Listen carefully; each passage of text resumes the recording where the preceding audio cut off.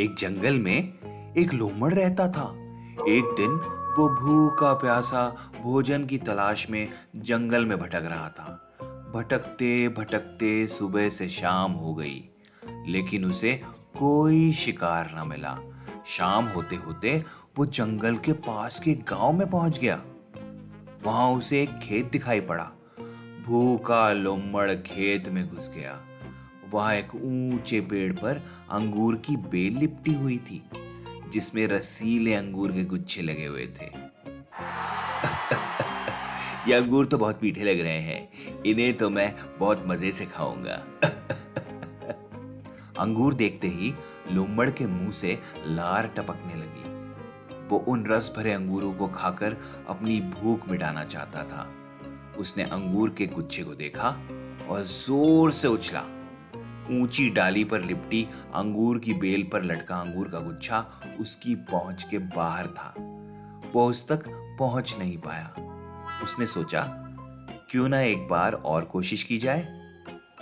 इस बार वो थोड़ा और जोर लगा के उछला, लेकिन इस बार भी अंगूर तक पहुंच नहीं पाया। कुछ देर तक वो उछल उछल कर अंगूर तक पहुंचने की कोशिश करता रहा, लेकिन दिन भर की जंगल में भटका हुआ भूखा प्यासा लोमड़ आखिर कितनी कोशिश करता। वो थक कर पेड़ के नीचे बैठ गया और ललचाई नजरों से अंगूर को देखने लगा। वो समझ गया कि अंगूर तक पहुंचना उसके बस के बाहर है। इसलिए कुछ देर अंगूरों को ताकने के बाद वो उठा और वहां से जाने लगा। वो अंगूर खाने का विचार त्याग चुका था। पास ही एक पेड़ पर एक बंदर बैठा हुआ था। उसे बहुत देर से देख रहा था।